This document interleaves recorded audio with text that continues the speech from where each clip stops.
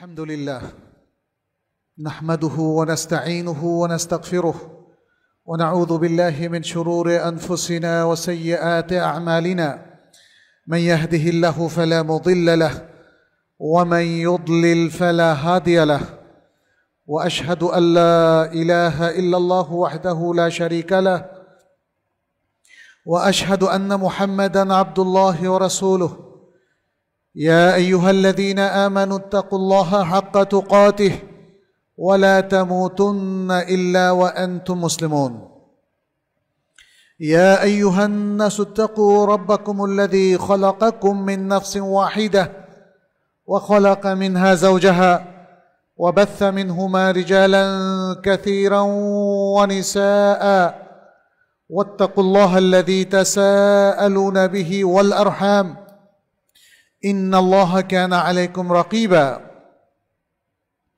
يا أيها الذين آمنوا اتقوا الله وقولوا قولا سديدا يصلح لكم أعمالكم ويغفر لكم ذنوبكم ومن يطع الله ورسوله فقد فاز فوزا عظيما أما بعد فإن أصدق الحديث كتاب الله وخير الهدي هدي محمد صلى الله عليه وسلم وشر الأمور محدثاتها وكل محدثة بدعة وكل بدعة ضلالة وكل ضلالة في النار ثم أما بعد أيها المسلمون أوصيكم ونفسي بتقوى الله عز وجل فاتقوا الله يا عباد الله اتقوا الله في أنفسكم وأولادكم وأزواجكم وعشيرتكم اتقوا الله في علانكم وسركم وكونوا عباد الله الصادقين المتقين نسأل الله سبحانه أن يتقبل منا ومنكم ويجعلنا وإياكم من عباده المؤمنين المخلصين المتقين إنه ولي ذلك والقادر عليه عباد الله আল্লাহ সুবহানাহু ওয়া তাআলা এই বিশাল ভুবন সৃষ্টি করেছেন এবং দিয়েছেন তার ব্যবস্থাপনা। দুটো ব্যবস্থাপনা আমরা লক্ষ্য করছি। একটা হলো তার জাগতিক ব্যবস্থাপনা, যেগুলো মানুষের কর্মকাণ্ডের সাথে সম্পৃক্ত নয়। চন্দ্র, সূর্য, গ্রহ, নক্ষত্র বা পৃথিবীর আরও যে কর্মকাণ্ডগুলো আল্লাহর নির্দেশে পরিচালিত হয়, এগুলো হলো জাগতিক কর্মকাণ্ড। আল্লাহর দেয়া নির্দেশই সেখানে বাস্তবায়িত হয়। সূর্য কোন দিক থেকে উঠবে, কিভাবে ঘুরবে, ছায়াপথের সন্তরণ কিংবা গ্রহ নক্ষত্র ইত্যাদি, এগুলোর যে সঞ্চালন আল্লাহ সুবহানাহু ওয়া তাআলা নির্ধারণ করে দিয়েছেন। এই জগতের মধ্যে, ছোট্ট গ্লোবের মধ্যেও অনেক কিছুই আল্লাহর জাগতিক নিয়মের অধীন। অক্সিজেন, হাইড্রোজেন কিংবা উদ্ভিদ জগৎ কিংবা আরও অন্যান্য জগতের যা কিছু আল্লাহ নির্ধারণ করেছেন সেভাবে পরিচালিত হয়। আর দ্বিতীয় যে সিস্টেম তিনি দিয়েছেন সেটা হলো শরিয়া সিস্টেম, অর্থাৎ আল্লাহর কিছু আইনি বিধান, কিছু অনুশাসন যা তিনি পৃথিবীবাসীদের কল্যাণের জন্য দিয়েছেন। এ হলো শরঈ ব্যবস্থাপনা। একটা হলো জাগতিক ব্যবস্থাপনা আর একটা হলো শরঈ ব্যবস্থাপনা। দুটোই আল্লাহর পক্ষ থেকে এসেছেন। জাগতিক ব্যবস্থাপনা আল্লাহ দিয়েছেন এই জগৎকে ঠিক রাখার জন্যে, এবং তিনি বলেছেন তার ব্যবস্থাপনা এতটাই নিখুঁত, এখানে কোনো ত্রুটি পাবেন না। শরঈ ব্যবস্থাপনার ক্ষেত্রে মানুষকে তিনি অনেক স্বাধীনতা দিয়ে দিয়েছেন। মানুষ ইচ্ছে করলে আল্লাহর বিধান মেনে চলতে পারে, আবার ইচ্ছে করলে সে বিধানকে সে লঙ্ঘন করতে পারে। এটাই তার পরীক্ষা। আল্লাহ চান আমরা তার বিধানটা মেনে চলি, তার আনুগত্য করি, রাসূল সাল্লাল্লাহু আলাইহি সাল্লামের অনুসরণ করি এবং শরিয়ার যে অনুশাসন সেটা আমরা মেনে চলি। এই যে তিনি শরঈ ব্যবস্থাপনাটা দিলেন, এটাই শরিয়া। এর বাইরে আর কোনো শরিয়া নেই। ফলে আমার আপনার উচিত হচ্ছে যে জাগতিক বিধানের অধীনে আমরা নিখুঁতভাবে জীবনযাপন করছি, সে জাগতিক বিধানের মধ্যে থেকে শরিয়ার বিধানটাও মেনে চলা। জাগতিক বিধানের যে জায়গাগুলোতে আমাদের কাজের স্বাধীনতা আছে, সেই জায়গাগুলোতে শরিয়া কার্যকর। আপনার ব্যক্তিগত জীবন, বিবাহ শাদী, ব্যবসা বাণিজ্য, সমাজ, রাষ্ট্র পরিচালনা, সব জায়গায় আল্লাহর একটা নির্দেশ আছে, কোরআনের আলোচনা আছে, সুন্নাহর ইনস্ট্রাকশন বা নির্দেশনা আছে। আপনি আমি আল্লাহর জাগতিক আইন মানতে বাধ্য,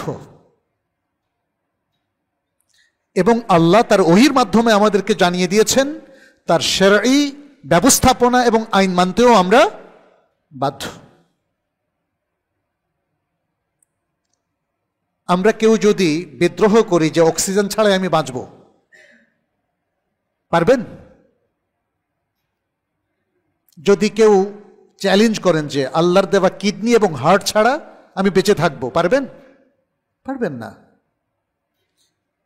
আপনি শরিয়া ছাড়া চলতে পারেন, এটা সত্য, কারণ এখানে আল্লাহ আপনাকে পরীক্ষা করছেন, এখানে আল্লাহ আপনাকে পরীক্ষা করছেন, স্বাধীনতা দিচ্ছেন, ইমানের মধ্যে থাকার স্বাধীনতা, ইমান পোষণ করার, লালন করার এবং ইমান মেনে চলার স্বাধীনতা, আবার ইমান এর থেকে বের হয়ে যাওয়ার স্বাধীনতাও আল্লাহ দিয়েছেন। ফলে মানুষ খুব সহজেই উচ্চারণ করতে পারে আমি শরিয়া মানি না, এতে অবাক হওয়ার কিছু নেই। ইবলিসও তো আল্লাহর আনুগত্য থেকে বের হয়ে গেছে,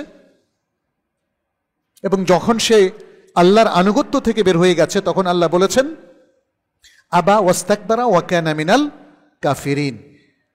এটা ভিন্ন আলোচনা। আমি আজকে শরঈ ব্যবস্থাপনার অত্যন্ত গুরুত্বপূর্ণ একটা প্রসঙ্গ নিয়ে আলোচনা করব। সেটি হচ্ছে আমাদের জীবনের সাথে একটা বিশেষ গুরুত্বপূর্ণ অংশ রয়েছে, ওতপ্রোতভাবে জড়িত, সেটা হচ্ছে কেনা বেচা।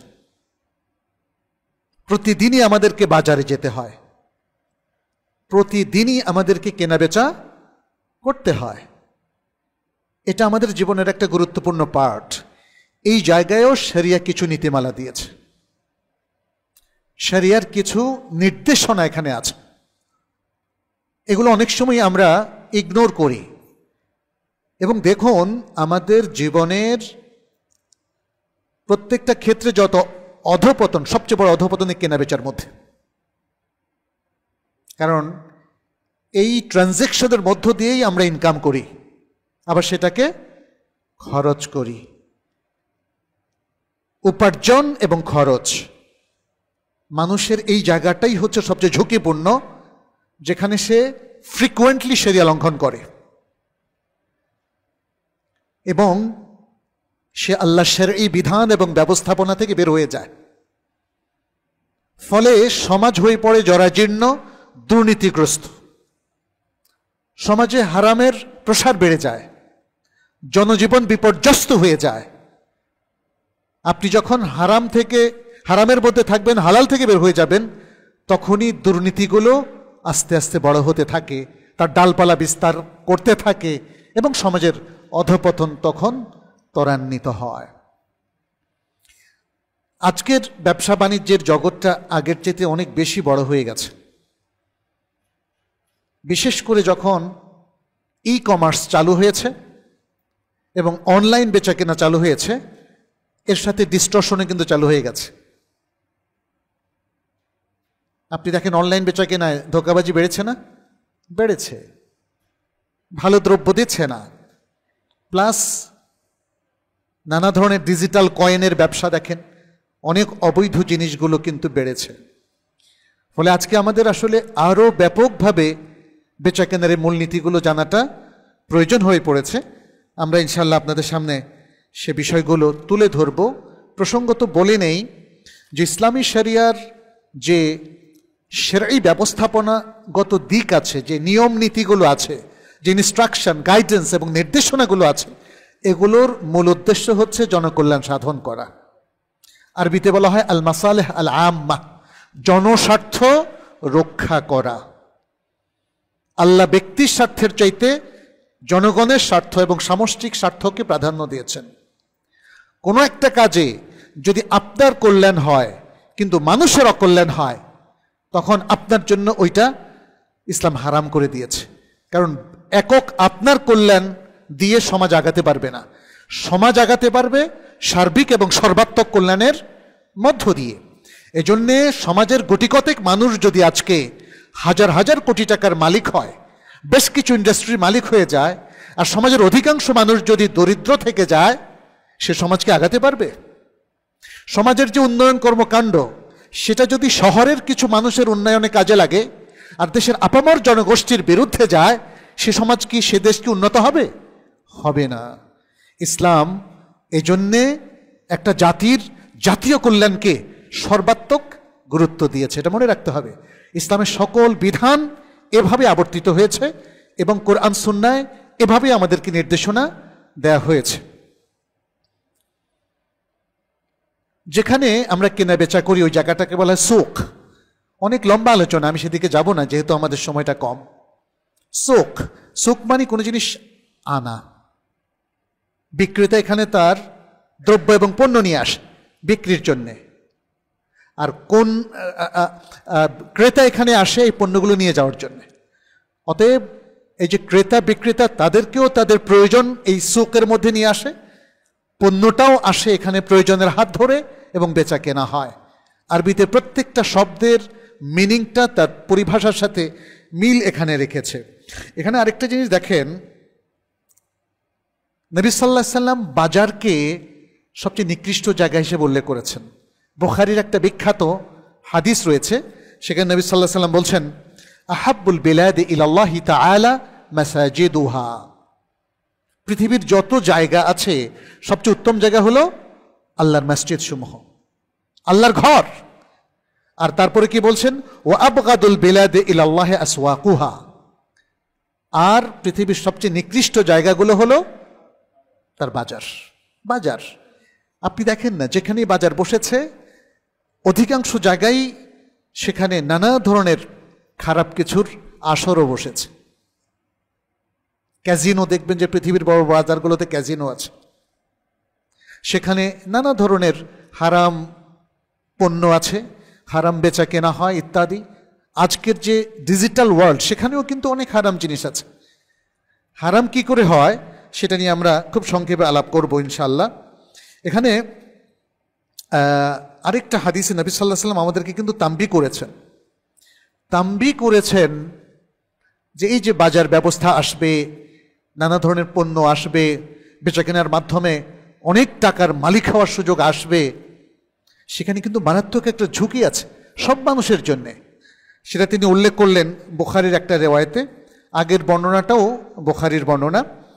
আচ্ছা, এখানে নবী সাল্লাল্লাহু আলাইহি সাল্লাম অনেকটা মানুষকে সতর্ক করার জন্য কথাটা বললেন। কি বললেন? ইয়াতি আলান নাসি জামানুন লা ইউবালিল মারউ মা আখাযা মিনহু।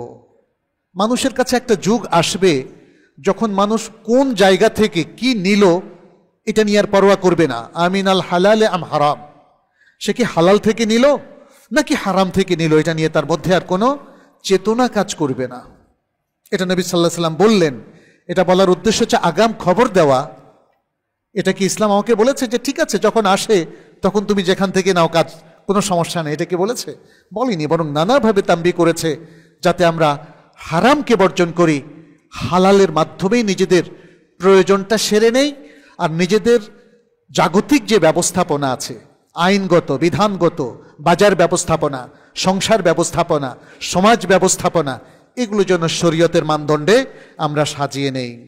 ইসলাম আমাদেরকে এজন্যে আমাদের মাসলাহাতগুলোকে কনসিডার করেছে, গণ্য করেছে। মাসলাহাত মানে আমাদের কল্যাণ। যত জায়গায় আমাদের কল্যাণ আছে ইসলাম সবগুলোকে ওকে করেছে। শুধু সেই কল্যাণগুলো ছাড়া আপনার ব্যক্তিগত যে কল্যাণ দেশ, জাতি, রাষ্ট্রের জন্য ক্ষতিকর, এটা একটা স্বতঃসিদ্ধ কথা। ব্যাপারটা এমন নয় যে ইসলাম একটা ধর্মীয় জিনিস বোঝা আপনার উপর চাপিয়ে দিয়েছে। খুবই যৌক্তিকভাবে আমাদের সবার সেই কল্যাণগুলোকে ইসলাম স্বীকৃতি দিয়েছে যেগুলো দেশ জাতির জন্য কল্যাণকর, এবং আমাদের ব্যক্তিগত সেই কল্যাণগুলোকে ইসলাম হারাম করে দিয়েছে যেগুলো আমার ব্যক্তিগত কিছু কল্যাণ হলেও এটা অন্যদের জন্য ক্ষতিকর, সমাজের জন্য ক্ষতিকর, রাষ্ট্রের জন্য ক্ষতিকর, মানবতার জন্য ক্ষতিকর। তো এখন আমরা বেচা কেনার সাথে সম্পর্কিত কিছু শর্ত সারায়েত, কিছু নীতিমালা, এবং কিছু আদব ও আহকাম নিয়ে আলোচনা করব ইনশাআল্লাহ। প্রথমত, ইসলাম বেচাকেনাকে কিন্তু হালাল করেছে, যেহেতু এটা need of our life, essential of our life. আমাদের লাইফের যে কয়েকটা জরুরি জিনিস আছে তার মধ্যে বেচাকেনাটা হলো অন্যতম জরুরি জিনিস। এছাড়া তো আমাদের জীবন চলবে না। খাবার কিনতে না পারলে আপনি কি বেঁচে থাকতে পারবেন? বস্ত্র না থাকলে কি আপনি কি পরিধান করবেন? সম্পদ কিনতে না পারলে আপনার আবাস কি করে তৈরি হবে, তাই না? অন্ন, বস্ত্র, বাসস্থান, শিক্ষা, চিকিৎসা, পাঁচটা এসেনশিয়াল। ইসলামও এটাকে এসেনশিয়াল বলে ঘোষণা করেছে। অতএব এই এসেনশিয়ালগুলোর কোনোটাকে ইসলাম থামিয়ে দেয়নি, স্টপ করেনি, হারামও বলেনি। শুধু বলেছে এই এসেনশিয়ালগুলো পূর্ণ করতে হবে, এই চাহিদাগুলো পূর্ণ করতে হবে হালাল উপায়ে। ব্যাস একটা ইনস্ট্রাকশন এখানে। তাহলে শর্তগুলো আমরা উল্লেখ করি। প্রথম যে শর্ত বেচা কেনার ক্ষেত্রে, আমি আগে একটু দলিল দিই আপনাদেরকে, যেহেতু অনেকগুলো দলিল এখানে বেচা কেনার ক্ষেত্রে ইসলাম উল্লেখ করেছে। এর মধ্যে বলেছে ওয়া আহাল্লাল্লাহুল বাইআ ওয়া হাররামার রিবা, আল্লাহ তাআলা বেচা কেনাকে হালাল করেছেন। ট্রেডিং, সেই প্রাচীনকাল থেকে ট্রেডিংটা, বেচা কেনা চালু আছে। ইসলাম এসে এটাকে নিষেধ করে নাই, কিন্তু ইসলাম একটা জিনিসকে নিষেধ করেছে, সেটা হলো রিবা। রিবা রিবা নিয়ে একটু পরে কথা বলছি। তাহলে ট্রেডিংটা জায়েজ যেখানে পণ্য আছে, খেয়াল করতে হবে পণ্য। আর পণ্য না থাকলে টাকা দিয়ে যত প্রক্রিয়াই আপনি টাকা বানান না কেন, সেটা ইসলাম সমর্থন করে না।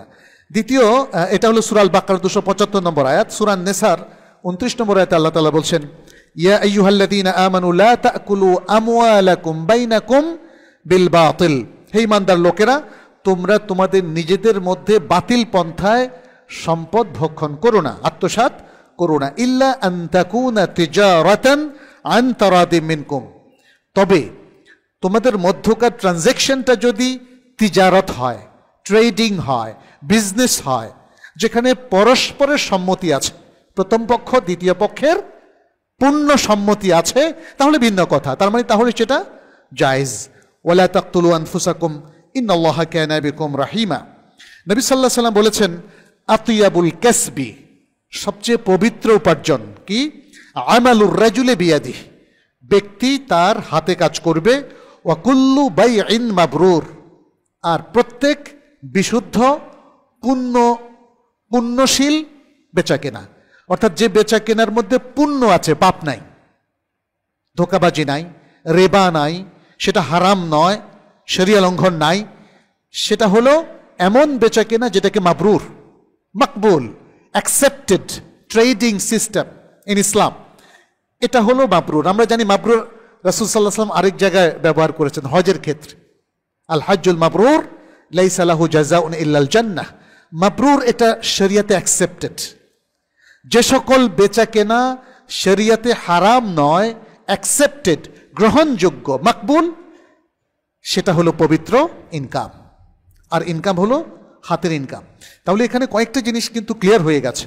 ইসলামে বেচা কেনাটা পণ্য নির্ভর হবে, টাকা দিয়ে টাকা বেচা কেনা এটা হবে না, কিংবা টাকা ধার দিয়ে তার উপরে টাকা ইনকাম করা এটা হবে না, কিংবা টাকা অদল বদল করতে গিয়ে একজনকে বেশি দিয়ে দেওয়া এটা হবে না। সবই রিবা বলে গণ্য হবে। এখানে মাঝখানে পণ্য থাকতেই হবে এবং সেটা বেচা কেনার পার্ট হতে হবে। টাকা দিয়ে আপনি কি কিনবেন? টাকা না পণ্য? পণ্য। আবার সেটাকে বিক্রি করে আপনি প্রফিটটা করবেন। আর আরেকটা হতে পারে, সেটা হচ্ছে আপনার কাজ, শ্রম। শ্রমটারও একটা বাজার মূল্য আছে, যে কারণে আপনারা সবাই চাকরি করে স্যালারি পান, এটা ইসলামে বৈধ। আপনি যদি শিক্ষা সেবা দেন, আপনি শিক্ষক। আপনি যদি প্রশাসন সেবা দেন, আপনি প্রশাসক। আপনি যদি নিরাপত্তা সেবা দেন, আপনি প্রহরী অথবা পুলিশ অথবা আর্মি। আপনি যদি সমাজ সেবা দেন, আপনি তাহলে সমাজসেবী। এভাবে নানা, আপনি চিকিৎসা সেবা দিলে আপনি চিকিৎসক, আপনি ইঞ্জিনিয়ারিং সেবা দিলে আপনি প্রকৌশলী। তাহলে এই সেবাগুলো দিয়ে টাকা ইনকাম করা যায়। আরেকটা জিনিস হতে পারে ইসলামে, সেটা হলো রেন্ট। আপনার সম্পদ আছে, যার মালিক আপনি, বিক্রি না করে আপনি এই সেবাটা রেন্ট দিলেন, এই জায়গাটা রেন্ট দিলেন, এই ফ্ল্যাটটা রেন্ট দিলেন, এই বাড়িটা রেন্ট দিলেন, এটাও আপনার বৈধ এবং পবিত্র বেচা কেনা। তাহলে ইসলাম জায়গাগুলো কিন্তু ক্লিয়ার করে দিয়েছে, ট্রানজেকশনগুলোর এরিয়াটা ঠিক করে দিয়েছে। এগুলো ব্যাহত হলে শরিয়া লঙ্ঘন হয়ে যাবে। তাহলে প্রথম শর্তটা বেচা কেনার মধ্যে ক্রেতা এবং বিক্রেতার মধ্যে তাদের পারস্পরিক সম্মতি থাকতে হবে। আপনি জোর করে কিনে নিলেন, ভূমিদস্যুরা যেটা করে, এটা কিন্তু বৈধ হবে না। বাহ্যিকভাবে আপনি মালিক হয়ে গেলেন, এটা বৈধ হবে না। বেচা কেনার মধ্যে দুই পক্ষ সম্পূর্ণ স্বাধীনভাবে তাদের কনসেন্টটা লাগবে, যেটা একটু আগে আমরা বললাম, ইল্লা আন তাকুনা তিজারাতান আন তারাদিম মিনকুম, এটা সূরা নিসার 29 নম্বর আয়াত। আবু সাঈদ খুদরি রাদিয়াল্লাহু তাআলা আনহু থেকে একটা হাদিস বর্ণিত হয়েছে, ইবনে মাজাহ বর্ণনা করেছেন সহিহ সনদে। নবী সাল্লাল্লাহু আলাইহি ওয়াসাল্লাম বলেছেন, ইন্নামাল বাইউ আন তারাদিন, বেচা কেনা হতে হবে পারস্পরিক সম্মতিতে। এক পক্ষ আরেক পক্ষের উপর জোর করলে হবে না। অনেক সময় দেখেন বিক্রেতাও জোর করে, ক্রেতাকে বলে আপনার এটা কিনতে হবে, বিক্রেতা যখন ক্ষমতাশীল হয়। আর অনেক সময় ক্রেতা ক্ষমতাশীল, সে বিক্রেতাকে বলেন আপনার কোনো অপশন নাই বাবা, এটা আমাকে দিতেই হবে। এইটা সত্যিকার বেচা কেনা হবে না। আচ্ছা, দ্বিতীয় শর্তটা হলো, যারা বেচা কেনা করবেন, কিনবেন অথবা বেচবেন, তারা এমন ব্যক্তি হতে হবে যার পক্ষ থেকে কেনা বেচা করা যায়। হয় তিনি নিজে মালিক, নিজের সম্পদ বিক্রি করছেন এবং তিনি বুঝবান একজন ব্যক্তি। অনেক সময় ছোট নাবালক ছেলে যদি বাবার সম্পত্তি বিক্রি করে হবে না, কিংবা যে মানসিক রোগী, সে বুঝেই না তার নিজের কল্যাণ, তাহলে তাদেরকে স্টপ করাতে হবে। তাহলে শরিয়ার কিছু শর্ত আছে, আপনি কেনেন আর বেচেন, আপনাকে তার যোগ্য হতে হবে। আরেকজনের সম্পত্তি কি, আরেকজনের জমি কি আমরা বিক্রি করতে পারি না। ফলে নানা ধরনের শর্ত এখানে দেখতে পাচ্ছেন শরিয়া দিয়েছে। আপনি তাসাররুফ করার যেই সম্পত্তিতে অধিকার রাখেন না, ওর বেচা কেনা আপনার পক্ষ থেকে জায়েজ হবে না। তৃতীয় যে শর্ত, সেটি হচ্ছে বিক্রেতা যিনি বিক্রি করবেন, তিনি বিক্রিত সম্পত্তির মালিক হতে হবে। আপনি অন্যের সম্পত্তির যেটার মালিক হন নাই, এটা নানাভাবে মালিক হতে পারে। বাবা থেকে, বাবা মারা যাওয়ার পরে বাবার সম্পত্তির মালিক হতে পারেন, মা মারা যাওয়ার পরে মায়ের সম্পত্তির মালিক হতে পারেন, কিন্তু জীবিত অবস্থায় না। কেনা বেচার মাধ্যমে আপনি সম্পত্তির মালিক হতে পারেন। কেউ আপনাকে হেবা করলো, সত্যিকারের হেবা, নকল দলিল না, তাহলে এর নানা প্রক্রিয়ায় আপনি মালিক হতে পারেন। মালিক হলে পরেই সেটাকে আপনি বিক্রি করতে পারবেন, মালিক হওয়ার আগে পারবেন না। কল্পনায় আপনি কোনো জিনিসের মালিক হয়েছেন, কল্পনায় বা স্বপ্নে, সেটাও বিক্রি করা যাবে না, কারণ প্রকৃত জিনিসের মালিক আপনি হন নাই। অথবা বললেন যে এই যে আকাশে একটা বড় পাখি উড়ে গেল, এটা আপনার কাছে বিক্রি করলাম, এটাও হবে না। আচ্ছা, চতুর্থ যে শর্ত, সেটি হচ্ছে যে জিনিসটা বিক্রি করবেন সেই জিনিসটা মুবাহ হতে হবে, হালাল হতে হবে। অতএব এমন জিনিস বিক্রি করা যাবে না যেটা শরীয়তে হারাম, যেমন শুকরজাত জিনিসপত্র, টোবাকো কিংবা মদ, ইয়াবা, মাদক দ্রব্য, এগুলো কিন্তু দেদার্সে আমাদের দেশে বিক্রি হচ্ছে, খেয়াল করে দেখেন। এবং একদল মানুষ মানি মেক করছে এই অবৈধ জিনিসগুলো বিক্রি করে। এই জিনিসগুলো বিক্রি হারাম। মনে রাখবেন, যেটা বিক্রি হারাম সেটা কেনাও হারাম, যেটা কেনা বেচা হারাম সেটা প্রডিউস করাও হারাম। অতএব এই জিনিসগুলো আমাদেরকে একটু খেয়াল রাখতে হবে। খুব সংক্ষেপে আমি যাচ্ছি। পঞ্চম যে শর্ত, সেটি হচ্ছে যেই জিনিসটা আপনি বিক্রি করবেন, ধরে নিলাম আপনি মালিক, কিন্তু এটা আপনার দখলে নাই, এটা আপনি তাকে কবজ করার মতো অবস্থায় সমর্পণ করতে পারবেন না, তাহলে এই জিনিসটাও বিক্রি করা যাবে না। আপনার জমি আরেকজন দখল করে আছে, তার থেকে এটা উদ্ধার করার আগ পর্যন্ত আপনি বিক্রি করতে পারবেন না, এই বিক্রিটা আপনার শুদ্ধ হবে না। ঠিক তেমনি যে কোনো জিনিস, আপনার একটা ঘড়ি চুরি হয়ে গেছে, আপনি একজনকে বললেন আমার এই চোরাই ঘড়ি মানে চুরি হয়ে গেছে, এটা তো আমারই, আমি আপনার কাছে বিক্রি করলাম। বিক্রি করার পরে আপনি কি তাকে তার হাতে দিতে পারবেন না। এটা জাস্ট কিছু এক্সাম্পল আমরা দিয়েছি, এরকম যাই হোক না কেন। ষষ্ঠ যে শর্ত সেটি হচ্ছে যে জিনিসটা বিক্রি করবেন এটা জানা থাকতে হবে। আপনার যেমন কাপড়ের ডিপো আছে, আপনি বললেন এখান থেকে 5টা কাপড় আমি বিক্রি করলাম, কোন 5টা ঠিক করা নাই, তাহলে বেচা কেনা হবে না। যেটা বিক্রি করবেন, যে জমি বিক্রি করবেন, যে ফ্ল্যাট বিক্রি করবেন, যে গাড়ি বিক্রি করবেন, যে পণ্য বিক্রি করবেন, সেটা সুনির্দিষ্ট হতে হবে, কারণ অনির্দিষ্ট হলে ঝগড়া বেঁধে যাবে এবং পরবর্তীতে লাগালাগি হয়ে যাবে। এই জন্য ইসলাম শুরু থেকেই এটাকে ঠিক করার জন্য আমাদেরকে নির্দেশ দিয়েছে। দুভাবে ঠিক হতে পারে, দেখে ঠিক করলেন যে হ্যাঁ এই অংশটা, অথবা তার একটা ডেসক্রিপশন, বর্ণনা দিলেন যে এই ট্র্যাট্রন কাপড় 500 গজ এই মাপের, এভাবে মেড ইন জাপান, তাহলে এটা হলো নির্ধারিত। ডেসক্রিপশনের মধ্যেও হতে পারে, অথবা ক্রেতা বিক্রেতা তারা সরাসরি সাক্ষাতে ঠিক করতে পারে। আচ্ছা, সপ্তম যে শর্ত সেটি হচ্ছে মূল্য নির্ধারণ করতে হবে। এই জায়গায় আমাদের দেশে অনেক ডিস্টরশন দেখা যায়, বলে যে ঠিক আছে এটা পরে দিয়েন, আপনি যেটা ভালো বুঝেন দিয়েন। এরপরে দেখবেন যে উনি দিতে চায় কম আর আপনি চাইবেন বেশি। ইসলাম বলে যে না, শুরু থেকেই ঠিক করে ফেলতে হবে, লেখাপড়া করে ফেলতে হবে, কত দাম সেটা ঠিক করেই বেচা কেনাটা কমপ্লিট করতে হবে। আচ্ছা, এগুলো এই 7টা শর্ত আমরা উল্লেখ করলাম। এখন যা আমরা যে পণ্যগুলো লেনদেন করব সেটা 2 রকম, একটা হলো হালাল আর একটা হলো হারাম। হারাম পণ্যগুলোর নীতিমালাটা কি, খুব সংক্ষেপে বলছি। হারাম নীতিমালাটার আগে একটু বলি যে কোরআনে আল্লাহ সুবহানাহু ওয়া তাআলা হালাল ইনকাম করা, হালাল ভক্ষণ করার নির্দেশ শুধু ইমানদারদেরকে দেন নাই, সকল নবী রাসূলকে দিয়েছেন। কয়েকটা আয়াত উল্লেখ করি। আল্লাহ সুবহানাহু ওয়া তাআলা বলছেন কুলু মিন তাইয়্যিবাতি মা রাযাকনাকুম, সূরা আল বাকারার 171 নম্বর আয়াত, যে আমরা তোমাদেরকে যে রিজিক দিয়েছি তা থেকে পবিত্র রিজিক ভক্ষণ করো। আচ্ছা, তাহলে বোঝা গেল যে আপনার ইনকামও পবিত্র হতে হবে, আপনি যেটা ইনকাম দিয়ে কিনবেন সেটাও পবিত্র হতে হবে। কেউ যদি হালাল জিনিস চুরি করে নিয়ে আসে পবিত্র হবে? কেউ যদি পবিত্র জিনিসগুলোকে অপবিত্র জিনিসের সাথে মিক্স করে ভক্ষণ করে, জায়েজ হবে না। আরেকটা যে আয়াত সেটা আল্লাহ সুবহানাহু ওয়া তাআলা স্পষ্ট করে নবী রাসূলদেরকে উল্লেখ করেছেন, ইয়া আইয়ুহার রাসূলু কুলু মিনাত তাইয়্যিবাতি ওয়া'মালু সালিহা ওয়া ইন্নী বিমা তা'মালুনা আলিম। হে রাসূলগণ, আল্লাহ বলছেন হে রাসূলগণ, তোমরা পবিত্র জিনিস থেকে ভক্ষণ করো এবং ভালো আমল করো, তোমরা যা করছো, যে আমল করছো আমি সে সম্পর্কে অবহিত। তাহলে এখানে আল্লাহ সুবহানাহু ওয়া তাআলা এই দ্বিতীয় আয়াতটাতে রাসূলগণকে বললেন, প্রথম আয়াতটাতে মুমিনদেরকে বললেন। তাহলে আল্লাহ তাআলা নবী সাল্লাল্লাহু আলাইহি ওয়াসাল্লাম বলছেন আল্লাহ রাসূলদেরকে পবিত্র ভক্ষণের জন্য যে নির্দেশ দিয়েছেন সে একই নির্দেশ মুমিনদেরকেও দিয়েছেন। অতএব আমাদেরকে সেটা সম্পর্কে সাবধান থাকতে হবে, এবং বলে দিয়েছেন যে হারাম ভক্ষণ করা যাবে না।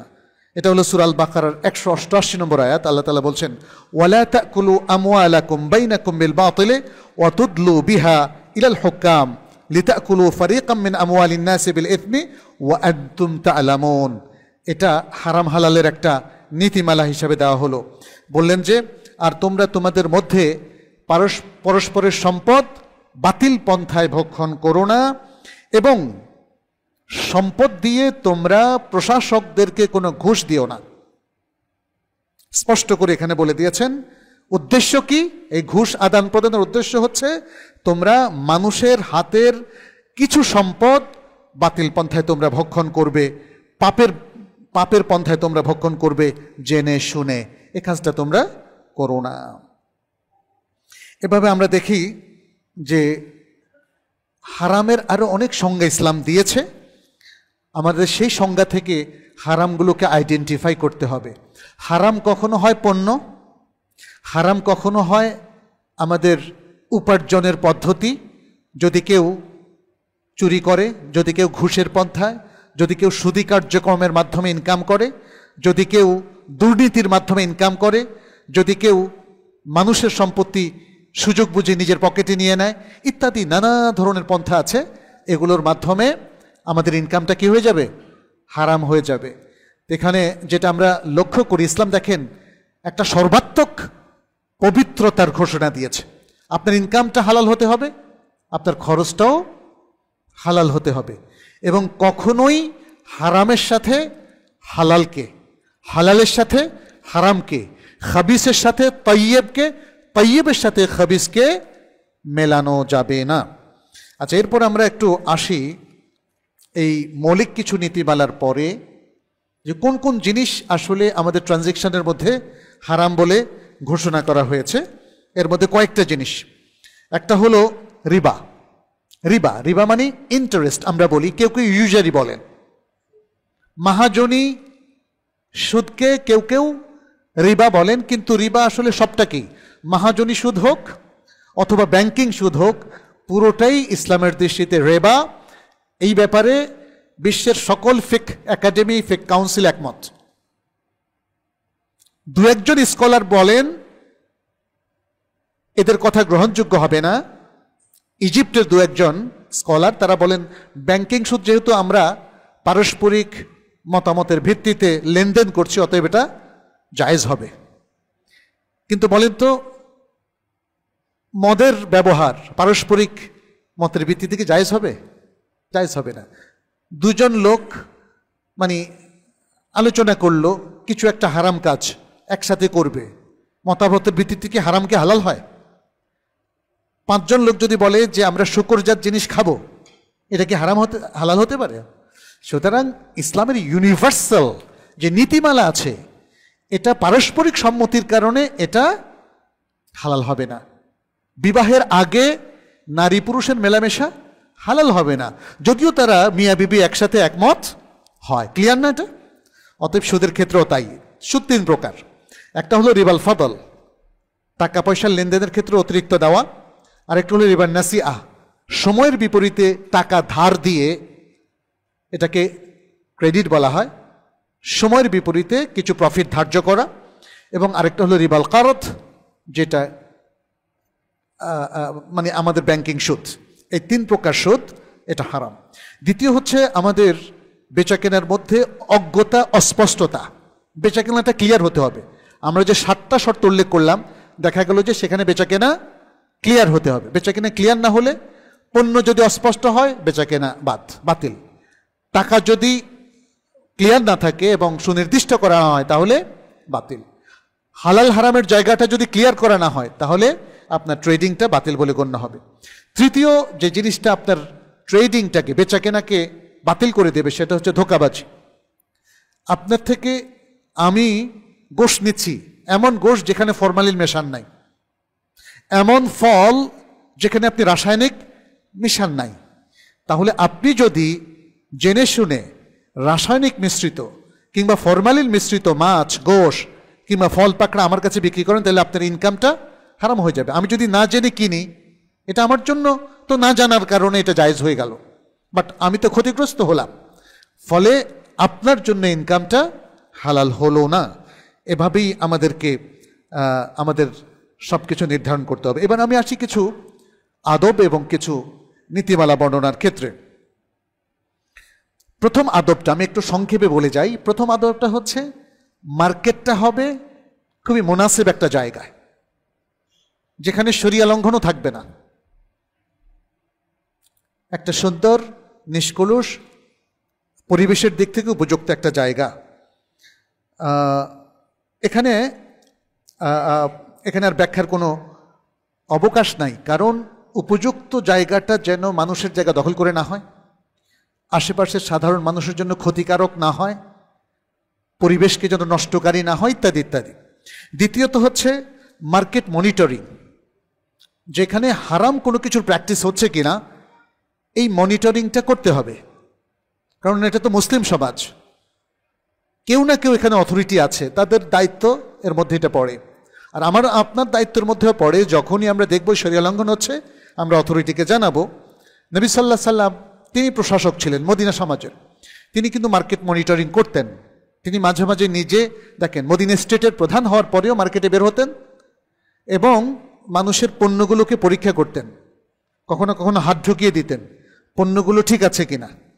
একবার এক বিক্রেতার, তিনি ছোট ছোট পাত্রে খেজুর রেখেছিলেন, নবী সাল্লাল্লাহু আলাইহি ওয়াসাল্লাম হাত ঢুকাই দিলেন। এটা বুখারীর হাদিস। দেখলেন যে উপরে খুব সুন্দর বড় বড় শুকনা খেজুর আর নিচের সব ভিজা পচা খেজুর। বললেন যে তুমি এটা কেন করলা? বলছি রাসূলুল্লাহ আমার দোষ নাই, এটা এইভাবেই আকাশ থেকে যে খেজুরগুলো এসছে আমি সেগুলোকে এভাবে সাজায় রাখছি। নবী সাল্লাল্লাহু আলাইহি ওয়াসাল্লাম বললেন না, তোমার এই সাজানোটার মধ্যে প্রতারণা আছে। তুমি এমনভাবে রাখো যাতে বোঝা যায় এখানে ভালো আছে মন্দ আছে, কিন্তু মানুষ উপরগুলো দেখে কিনবে, ধোঁকা খাবে, এটা ইসলাম সমর্থন করে না। দেখেন তিনি বললেন আফালা জাআলতাহু ফাওকা তাআম, তাহলে এই খেজুরগুলো তুমি উপরে রাখলা না কেন? কাই ইয়ারাহুন নাস, যেন মানুষ দেখে। এটা বুখারীর বর্ণনা। তারপর তিনি বললেন সে ঐতিহাসিক উক্তি, এটা বেচাকেনার মধ্যে মনে রাখবেন যারা আপনারা উদ্যোক্তা আছেন, ক্রেতা আছেন, বিশেষ করে বিক্রেতা, তাদের এটা মনে রাখতে হবে। নবী সাল্লাল্লাহু আলাইহি ওয়াসাল্লাম এই হাদিসের মধ্যে বললেন তার ঐতিহাসিক উক্তি, মান গাশশানা ফালাইসা মিন্না, মান গাশশানা ফালাইসা মিন্না, যে ব্যক্তি আমাদেরকে প্রতারণা করলো সে আমাদের অন্তর্ভুক্ত নয়। নবী সাল্লাল্লাহু আলাইহি ওয়াসাল্লাম দল থেকে বের করে দিলেন তাকে। দেখেন তাহলে আজকে আমাদের ব্যবসায়ীরা তারা উম্মতের অন্তর্ভুক্ত কিনা তারা একটু ভেবে দেখতে পারে। আর যদি তারা অন্তর্ভুক্ত হতে চান তাহলে নবী সাল্লাল্লাহু আলাইহি ওয়াসাল্লামের ইনস্ট্রাকশনগুলো মেনে ব্যবসা করতে হবে। ওমর ইবনুল খাত্তাব রাদিয়াল্লাহু তাআলা আনহু থেকে ইমাম বাগাবী তার শারহ সুন্নাহর মধ্যে একটা বর্ণনা করেন। তিনি বলেছেন ওমর ইবনুল খাত্তাব দেখেন আমিরুল মুমিনিন, মুসলিম উম্মার দ্বিতীয় খলিফা, খলিফাদের মধ্যে মনে হয় সবচেয়ে প্রভাবশালী, অর্ধ পৃথিবীর খলিফা তাকে বলা হতো। তিনিও বাজার মনিটরিং করতেন এবং তিনি বলতেন কি লা ইয়াবি' ফি সুকিনা ইল্লা মান তাফাক্কাহা ফিদ্দীন, আমাদের এই বাজারের মধ্যে কেউ বেচাকেনা করতে পারবে না সেই ব্যক্তি ছাড়া যে বেচাকেনার শরঈ নিয়ম কানুনগুলো জানে, অর্থাৎ শরীয়তের ব্যবস্থাপনা যে মেনটেন করে সে ছাড়া নবডি ইজ অ্যালাউড, আর কাউকে এখানে বেচাকেনা করতে দেওয়া হবে না। নিয়ম হচ্ছে মুসলিম সমাজে শরিয়ার দিকগুলো ঠিকমতো মেনটেন হচ্ছে কিনা এর জন্য একটা লাজনা কমিটি থাকা। আজকে অনেক জায়গায় কমিটি আছে কিন্তু কমিটিগুলো ফর শো, এটা একটা প্রবলেম ক্রিয়েট করছে। ব্যবসায়ীরা সিরিয়াসলি চান না শরিয়া মেনটেন করতে। পাশ্চাত্যের ব্যবসায়িক নীতিমালা আমাদের উপর প্রভাব ফেলছে, ফলে আমাদের মধ্যে একটা অধপতন, ডিস্টরশন দেখা দিয়েছে। এখন কোনোটাই আমরা ঠিকমতো মেনটেন করতে পারছি না। আমাদেরকে মনে রাখতে হবে সবকিছুর আগে আমরা মুসলিম, আল্লাহর কাছে আমাদেরকে যেতে হবে। অতএব শরিয়া মেনটেন না করে যদি আপনি বেচাকেনাটা করেন তাহলে আপনার ইনকামটা হারাম হচ্ছে এবং আপনাকে এর জন্য আল্লাহর কাছে জবাবদিহি করতে হবে। এবারে আমি কিছু নীতিমালা বিক্রেতার জন্য, কিছু নীতিমালা ক্রেতার জন্য উল্লেখ করছি। বিক্রেতার জন্য কিছু নীতিমালা ইসলাম বলেছে, আপনারা যারা বিক্রয় করবেন এই বিক্রয়ের মধ্যে দিয়ে আপনি হালাল ইনকামে নিয়ত করবেন, তাহলে আপনার বিক্রয়টা কিন্তু ইবাদতে পরিণত হবে। এই যে কেনা বেচা এত কষ্ট করলেন এটা সওয়াবের আমলে পরিণত হবে আপনার শুধু নেক নিয়তের কারণে। আর মনে রাখবেন নেক নিয়ত হচ্ছে একটা মাইন্ড সেটিং ব্যাপার। এই নেক নিয়ত যাদের নাই তারা মানি মেক করার জন্য ব্যবসা করে, উদ্যোক্তা হয় এবং ফ্রি স্টাইলে তারা টাকা ইনকাম করার জন্য নিজেকে প্রস্তুত করে, হালাল হারাম আর বাজবেচার না করে। নেক নিয়তি একজন মুসলিম ব্যবসায়ীকে নেক পথে এবং সুন্দর ব্যবসায়ের পথে রাখে। দ্বিতীয় যে বিষয়টা সেটি হচ্ছে তিনি সর্বাত্মক চেষ্টা করবেন হালাল ইনকাম করার, তার পণ্যটা যেন হালাল হয়, তার বেচাকেনার পদ্ধতিটা যেন হালাল হয়, তার সাথে যারা শরিক হবে, ইনভেস্টর হবে, মুদারাবার ভিত্তিতে হোক, মুশারাকার ভিত্তিতে হোক অথবা মুরাবাহার ভিত্তিতে হোক, তার প্রত্যেকটা বেচাকেনা যেন শরিয়ার ভিত্তিতেই হয়ে থাকে। তৃতীয় যে বিষয়টা সেটি হচ্ছে তিনি হারাম বেচাকেনার পদ্ধতিগুলো অ্যাভয়েড করবেন। হারাম বেচাকেনা এটা একটা অনেক বড় একটা বিষয়, এই ব্যাপারে আপনাদের একটু পড়াশোনা করতে হবে। কিন্তু আমার মনে হয় অধিকাংশ বেচাকেনা কোনটা হালাল কোনটা হারাম এটা আপনারাও জানতে পারবেন। নিজেরা যদি না জানেন তাহলে শরিয়া কনসালটেন্টদের সাথে আলাপ করেন। চতুর্থ যে বিষয়টা সেটি হচ্ছে তাকে জানতে হবে তার বেচাকেনার মধ্যে কোনটা হালাল আর কোনটা হারাম। পঞ্চম যে বিষয়টা সেটি হচ্ছে তিনি একজন বিশ্বস্ত বিক্রেতা হবেন, তিনি কাউকে ওজনে কম দিয়ে বা পরিমাপে কম দিয়ে ঠকাবেন না। কারণ সূরাতুল মুতাফফিফিনের সেই বর্ণনা আপনারা জানেন, আল্লাহ তাআলা যেখানে নিজেই যারা ওজনে কম দেয় তাদের জন্য বদদুয়া করেছেন। কে করেছেন? আল্লাহ। ওয়াইলুল লিল মুতাফফিফিন, ধ্বংস সেই সকল ব্যবসায়ীর জন্য যারা ওজনে কম দেয়। আল্লাযীনা ইযা ইক্তালু আলান নাসি ইস্তাওফুন ওয়া ইযা কালুহুম আও ওয়াজানুহুম ইখসিরুন, যারা যখন মানুষের কাছে পরিমাপ করে দেয়, তখন পরিমাপ করে নেয়, যখন তারা নিজেরা পরিমাপ করে নেয় তখন পরিপূর্ণ করে নেয়, আর যখন পরিমাপ করে দেয় অথবা ওজন করে দেয় তখন তারা ঘাটতি করে দেয়। আল্লাহ তাআলা তাদের ধ্বংস কামনা করেছেন। 6 নম্বর যেটা, সেটি হচ্ছে যেন কোনো ক্রেতাকে তিনি প্রতারণা না করেন। এই প্রতারণা নানাভাবে হতে পারে, কোনোভাবেই যেন তিনি প্রতারণা না করেন। 7ম যে বিষয়টা, সেটি হচ্ছে তিনি ক্রেতার সাথে সত্যবাদী থাকবেন। ক্রেতাকে ভাব দেখাবেন যে এটা ভালো পণ্য, অথচ এর মধ্যে আপনি ময়লা মানে খারাপ জিনিস ঢুকিয়ে দিয়েছেন, এমনটা যেন না হয়। এটা অনেক সময় আমরা যেমন ছেঁড়া টাকাটাও এমনভাবে দেই, সে গুনে নিতে আর দেখে নিতে সুযোগ পায় না, আমরা দ্রুত স্থান ত্যাগ করি। ক্রেতাকে নানাভাবে মানুষ ঠকিয়ে থাকে, এই জিনিসটা যেন না হয়। বরং আমরা যেন, যদি টাকার মধ্যে প্রবলেম থাকে, বলি এখানে ছেঁড়া টাকা আছে, আপনি দেখেন কোনটা চলবে কোনটা চলবে না, দেখে নেন। এখানে পণ্যগুলো ভালো করে দেখে নেন, যে পণ্যটা চলবে না সেটা আমাকে ফেরত দেন। পাশ্চাত্যে কিন্তু আপনারা দেখবেন যে তাদের অনেক খারাপ কিছু থাকলেও এই জায়গাগুলো ভালো আছে। এমনকি তারা বলে যে 1 মাস ব্যবহার করেন, যদি অপছন্দ হয় তারপরেও ফেরত দেন। কিন্তু আমাদের এখানে কি হয়? 8ম যে বিষয়টা, সেটি হচ্ছে মিথ্যা কসম করা যাবে না। আল ইয়ামিন আল কাদিবা, এখানে একটা বিখ্যাত হাদিস আছে, নবী সাল্লাল্লাহু আলাইহি ওয়াসাল্লাম বলেছেন, আল হালিফু মুনাফিকাতুন লিসিলআতি মুমহিকাতুন লিল বারাকা। এটা কোনো কোনো বর্ণনা একটু মানে শব্দের ভিন্নতা আছে, বলেছেন আল হালিফু অথবা আল ইয়ামিন আল কাদিবাতু, এটাও এসছে মানফাকাতুন লিসিলআতি ওয়া মামহাকাতুন লিল বারাকা। অর্থাৎ মিথ্যা কসম করে যদি কেউ তার পণ্যের বিক্রয় বাড়ায়, তাহলে এটা তার বারাকাত কমায়। সুতরাং মিথ্যা কসম করা যাবে না, বরং বেশি বেশি কসম এটাও করা যাবে না। 9ম যে বিষয়টা, এমন কোনো পণ্য বিক্রি করা যাবে না যেটার মধ্যে ক্ষতি আছে। বাহ্যিকভাবে সেটা হয়তো হালাল, কিন্তু সেটা ক্ষতিকর, সে ক্ষতিকর জিনিসটা দেওয়া যাবে না। এটা হতে পারে যেমন এক্সপায়ার হয়ে গেছে, বোতলজাত খাবার বা জুস, অথবা যে কোনো তরি তরকারি যেটা ক্যানের মধ্যে বিক্রি করা হয়, তার একটা ডেট থাকে, ডেট চলে যাওয়ার পরে, কিংবা ওষুধের ক্ষেত্রে। এটা বাংলাদেশে ডিজাস্টার। অনেক খারাপ ব্যবসায়ীরা এমন পণ্য তারা সংগ্রহ করে যে পণ্যের মধ্যে দেখা যাচ্ছে যে সময় এক্সপায়ার হয়ে গেছে, আবার সে নিজে, তার চেয়ে ভয়ঙ্কর কি, সে আবার নতুন করে লেখে। যে পণ্য এক্সপায়ার হয়ে গেছে তার মধ্যে ডেট নতুন করে লেখে। সম্পূর্ণ ইনকাম হারাম হবে এবং এটা খুবই ক্ষতিকর। 10 নম্বর যেটা, সেটি হচ্ছে সালাতের সময় বেচা কেনা।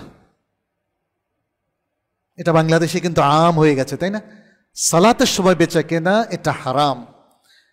সূরাতুল জুমআ 9 নম্বর আয়াতে আল্লাহ তাআলা বলছেন, ইয়া আইয়ুহাল্লাযীনা আমানু ইযা নুদিয়া লিস-সালাতি মিন ইয়াউমিল জুমআতি ফাসআউ ইলা যিকরিল্লাহ ওয়া যারুল বাই'।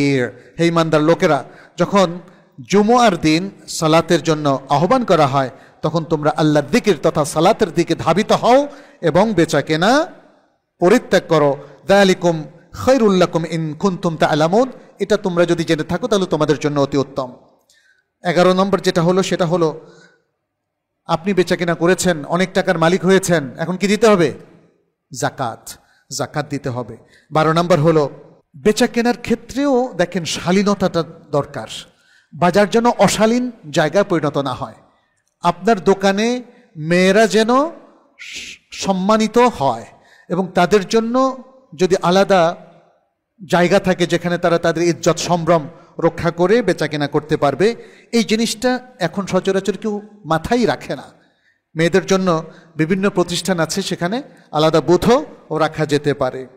এবং সর্বশেষ আমরা যেটা বলবো, এক্ষেত্রে সুন্দর আখলাক, সুন্দর আখলাকের একটা কয়েকটা পরিচয় আছে।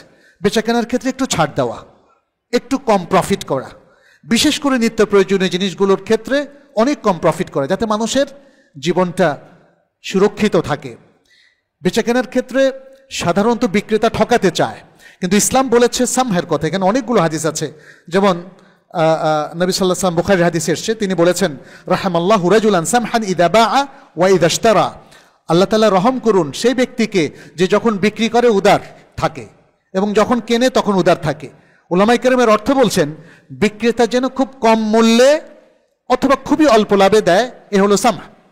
আর ক্রেতা যেন বেশি মূল্যে কেনে, কারণ বিক্রেতা সবসময় চায় অনেক বেশি লাভ করতে, 100 গুণ 200 গুণ 500 গুণ। আর ক্রেতা চায় বিক্রেতা যে দাম দিয়ে কিনেছে তার থেকে আরো কমে কিনতে। কিন্তু ইসলাম বলল যে না, আপনি বিক্রেতা কম দামে বিক্রি করুন আর আপনি ক্রেতা বেশি দামে কিনুন।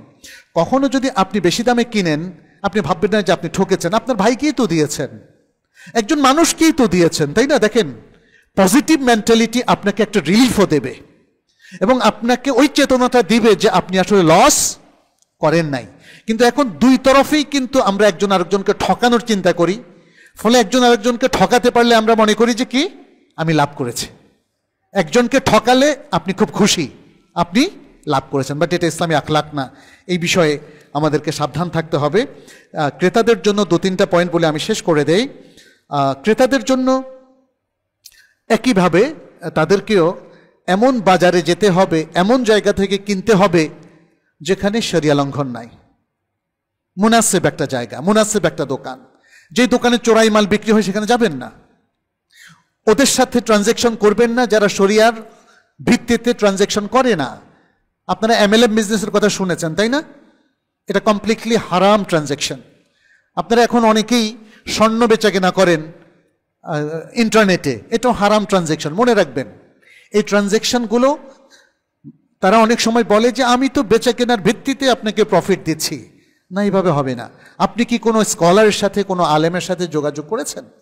অতএব আপনি যখন ক্রেতা হন অথবা ইনভেস্টর হন অথবা আপনি যখন কারোর সাথে পার্টনারশিপে বিজনেস করতে যাবেন, আপনাকে বিষয়গুলো মনে রাখতে হবে। আপনি কোনো হারাম সম্পদ কিনবেন না, আপনাকে সবসময় হালালের মধ্যেই থাকতে হবে। এবং আপনি আপনার যে বিক্রেতা তার সাথে সুন্দর আচরণ করবেন, তাকেও ঠকানোর চিন্তা করবেন না। তাকে যেমন হয়তো আপনি তাকে 1 লাখ টাকা দেবেন, 500 টাকা কম দিয়ে চলে আসলেন, দ্রুত চলে আসলেন, জায়গা ত্যাগ করলেন, অথবা ছেঁড়া নকল নোট দিলেন। এই ট্রানজ্যাকশনগুলো শিকার আমরাও হয়েছে, এটা যেন না হয়। এবং যেটা বললাম উদারতা, সামহান ইদা বাআ, রাসূল সাল্লাল্লাহু আলাইহি ওয়াসাল্লাম যে কথাটি বলেছেন আমরা সেভাবেই ক্রেতা থাকার সময়ও আমরা যেন আমাদের ভদ্রতা, আমাদের বিনয় এবং বিক্রেতা যেন না ঠকে সেটাও আমরা লক্ষ্য করি। এর মধ্য দিয়ে সমাজে সম্প্রীতি বাড়বে। যে বিক্রেতা ক্রেতাকে জিতিয়ে দিতে চায় আর যে ক্রেতা বিক্রেতাকে জিতিয়ে দিতে চায়, বলেন তো কি চমৎকার একটা সমাজ, একটা চমৎকার বাজার তৈরি হতে পারে।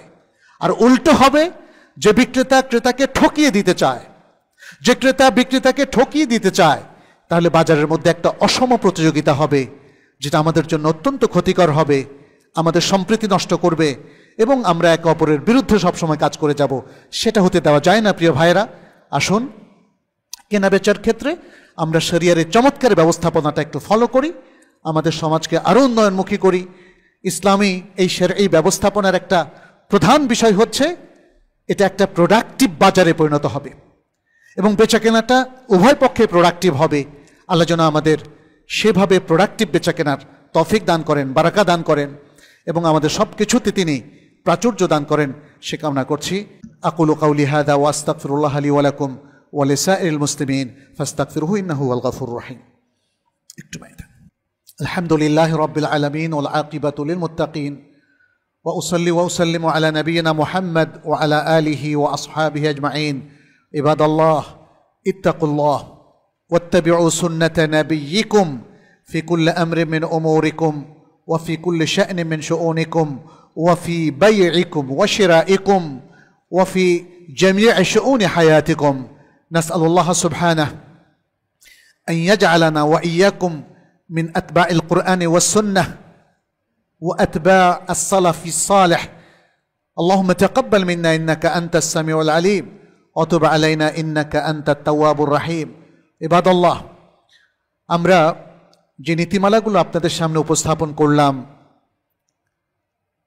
এগুলোই যথেষ্ট নয়, এর বাইরেও অনেক কিছু জানার এবং বোঝার আছে। আপনারা যারা এই ইনস্টিটিউশনে আছেন আপনারা জানেন এখানে ইসলামিক ফিন্যান্স নিয়ে MBA প্রোগ্রামও ওপেন হতে যাচ্ছে। অতএব এই যে বেচা কেনার বিষয়গুলোকে আমাদের একাডেমিক জায়গা নিয়ে আসতে হবে, গবেষণায় নিয়ে আসতে হবে।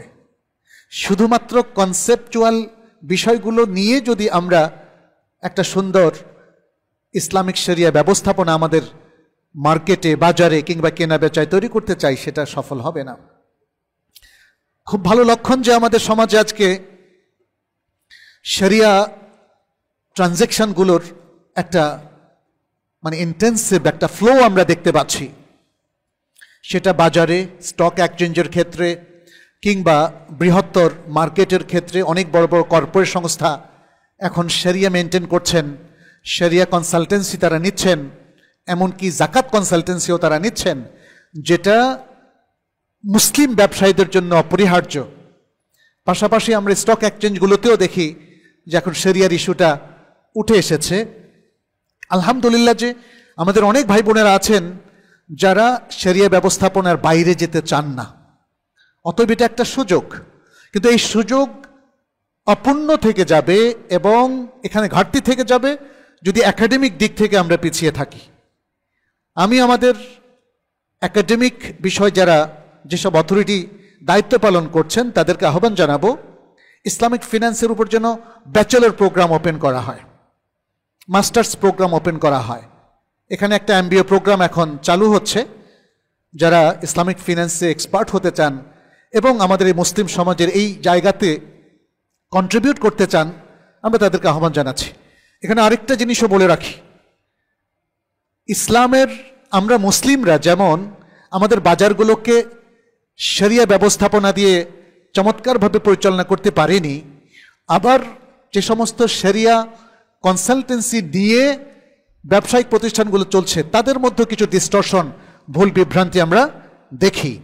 সেই ভুল বিভ্রান্তির কারণে ইসলামের কিন্তু কোনো ত্রুটি নাই, ত্রুটিটা আমাদের। কোরআন সুন্নাহ আমাদের সামনে একটা চমৎকার প্রোগ্রাম দিয়েছে। এই প্রোগ্রামটা আমাদের কেউ 5% নিচ্ছেন, কেউ 10% নিচ্ছেন, কেউ 30% নিচ্ছেন, শতভাগ কেউ নিচ্ছেন না অথবা নিতে পারছেন না। এই ব্যর্থতা কার? এটা আমাদের। এই ব্যর্থতা কোরআনেরও নয়, সুন্নাহরও নয়, এই ব্যর্থতা আল্লাহরও নয়, রাসূল সাল্লাল্লাহু আলাইহি ওয়াসাল্লামেরও নয়। এটা বুঝতে হবে। সুতরাং আমাদেরকে সর্বাত্মক চেষ্টা করতে হবে যে ত্রুটিগুলো আমাদের বিভিন্ন প্রতিষ্ঠানে হচ্ছে, ইসলামিক ফিনান্সিয়াল প্রতিষ্ঠানগুলোতে হচ্ছে কিংবা ইসলামিক ব্যাংকগুলো অথবা অন্যত্র হচ্ছে, সেগুলোকে সংশোধনের জন্য এগিয়ে আসতে হবে। আর যারা সমালোচনা করছেন তাদেরকে কনস্ট্রাকটিভ সমালোচনা করতে হবে, সুন্দর কনসালটেন্সি দিতে হবে। তাহলেই বেচা কেনায় সুন্দর একটা ব্যবস্থাপনা শক্তিশালী হতে পারে, ইফেক্টিভ হতে পারে। আল্লাহ আমাদের সবাইকে তৌফিক দান করুন, আমাদের ভুল ত্রুটিগুলোকে ক্ষমা করে দিন, আমাদের যোগ্যতা বাড়িয়ে দিন, দক্ষতা বাড়িয়ে দিন এবং এই সমাজটাকে, এই সমাজের বাজার ব্যবস্থাপনাকে শরিয়া ভিত্তিক এবং সুন্দর করার তৌফিক দান করুন। হাদা ওয়া সাল্লাল্লাহু ওয়া সাল্লিমু আলা নবিয়িনা মুহাম্মদ। ফাকাদ ক্বালা আল্লাহু সুবহানাহু